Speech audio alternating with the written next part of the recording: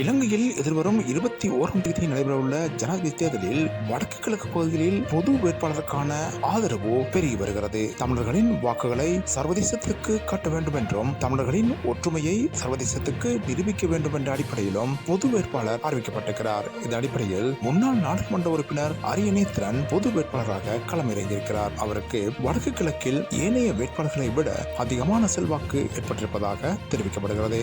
குறிப்பாக ஆரம்பத்தில் சஜித் பிரேமதாசவுக்கு ஆதரவு இருந்த போதும் பின்னர் பொது வேட்பாளருக்கு அந்த ஆதரவு பெருகி இருக்கிறது. குறிப்பாக யாழ்ப்பாண பல்கலைக்கழக சமூகம் பொது வேட்பாளருக்கு தமது ஆதரவை தெரிவித்திருக்கிறது. இந்நிலையில் சஜித் பிரேமதாசவுக்கு இரண்டாவது விருப்பு தெரிவு யாழ்ப்பாண மக்களை பொறுத்தவரையில் இடப்படலாம் என்ற தகவலும் வெளியாகியிருக்கிறது. எனினும் ரணில் விக்ரமசிங்கே பொறுத்தவரையில் யாழ்ப்பாணத்தில் குறிப்பிடத்தக்க அளவு செல்வாக்கு இல்லை என்றும் தெரிவிக்கப்படுகிறது.